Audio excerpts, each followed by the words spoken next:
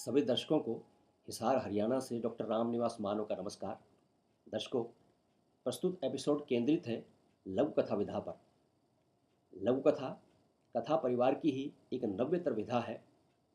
कथा की क्रिकेट के रूपों से तुलना करते हुए उपन्यास को टेस्ट मैच और कहानी को वनडे मैच माना जाए तो लघु कथा की तुलना T20 मैच से की जा सकती है। लघु कथा एक लघु किंतु मारक और असरकारक विधा है। तो लीजिए, प्रस्तुत हैं कुछ लघु कथाएं। पहली लघु कथा है इतिहास गवाह। उसकी निगाह अलमारी पर गई तो देखा रवि ने उसकी सारी किताबों तथा कई दूसरी ज़रूरी चीज़ों को बेतरह एक और खिसकाकर वहाँ अपना बस्ता जचा दिया है। उसे बच्चे की इस हरकत पर गुस्सा तो नहीं आया, पर पूछ लिया, रवि महाशय, तुमने मेरी चीज़ें उधर क्यों खिसका दी हैं? मेरा बस्ता ठीक से नहीं आ रहा था ना, इसलिए। बच्चे ने सहज भाव से उत्तर दिया।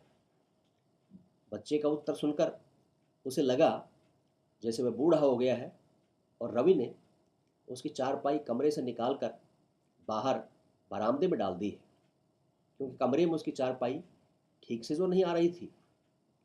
उसे एकाएक याद हो आया, 10 वर्ष पूर्व उसने भी तो यही किया था अपने बूढ़े बाप के साथ। दूसरी लोककथा है हो चुका फैसला। उसे विभिन्न आरोपों में गिरफ्तार कर अदालत में लाया गया है। अब विभिन्न धाराओं के तहत उस पर अभियोग चलेगा। वह सरसरी तौर पर एक दृष्टि अदालत में उपस्थित लोगों पर डालता है। वह देखता है जो व्यक्ति जज की कुर्सी पर बैठा है उस पर शराबबंदी के दौर में अवैध शराब बेचने के आरोप लग चुके हैं।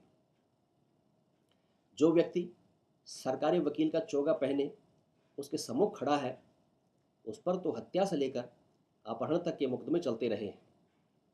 जो व्यक्ति सरकारी गवाह के रूप में उसके सामने खड़े हैं उनमें से कोई रिश्वत लेते पकड़ा जा चुका है तो किसी पर बलात्कार तक का आरोप लग चुका है। यही सब लोग मिलकर उसका केस सुनेंगे। उसे लगता है जैसे उसके केस का फैसला तो पहले ही हो चुका है। तीसरी लोककथा है आग। मोहल्ले में आग लग गई थी। वह यह सोचकर निश्चिंत था कि आग बहुत दूर है तथा उसका घर पूर्णतया सुरक्षित है।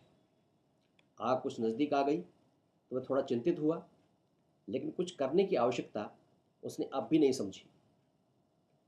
आग उसके पड़ोसी के घर तक आ गई, तब भी वह हाथ पर हाथ धरे बैठा रहा। पड़ोसी के लिए वह अपने हाथ क्यों झुलसाए? मन ही मन वह सोचता है। अब जलने की बारी उसके घर की थी। आग बुझाने के लिए वह कुछ कर पाता, इससे पूर्व ही आग उसके घर को राख में बदलकर अगले घर तक जा पहुंची थी। चौथी लोककथा है दौड़। मैं काफ़ी देर से उसकी गतिविधियों को देख रहा हूँ। वह हर आते जाते वाहन को रोकने का संकेत करता है, लेकिन रुकना तो दूर, कोई उसकी ओर देखता तक नहीं। उसके हाव भाव से स्पष्ट है कि वह देश के किसी दूर दराज के इलाके से आया कोई अनपढ़ ग्रामीण है, जो संभवतः पहली बार मुंबई जैसे महानगर में आया है और इसके तौर तरीकों से बिल्कुल अपरिचित है। मुझे लगता है वह कोई व्यक्ति नहीं, देश का अति पिछड़ा गांव है, जो तेज़ रफ्तार से दौड़ते महानगर से जैसे कह रहा है, प्रगति की इस दौड़ में कुछ दूर तक मुझे भी साथ ले चलो महानगर। लेकिन कुछ देर के लिए ठिठक कर उसके संकेतों को देखे, उसकी भावनाओं को समझे। इसकी फुर्सत कहाँ है महानगर के पास? फिलहाल मेरा चिंतन उस ग्रामीणों का संकेत और महानगर की दौड़ जारी है।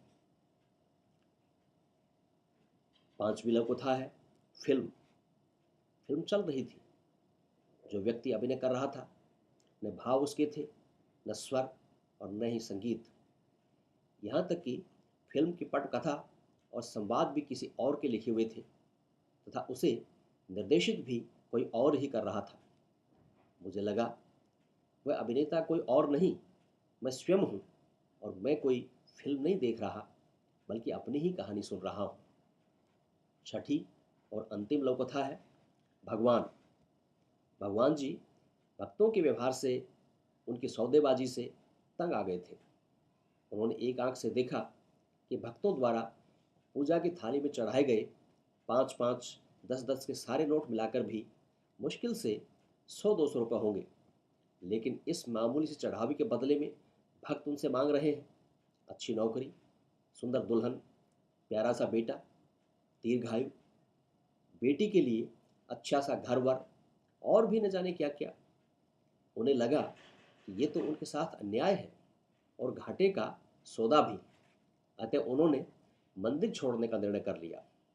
तब से मंदिर में भगवान की मूर्ति है, भगवान नहीं। दर्शकों, आशा है मेरी ये लोक कथाएं आपको पसंद आई होंगी। अब आपसे विदा लेता हूँ। नमस्कार।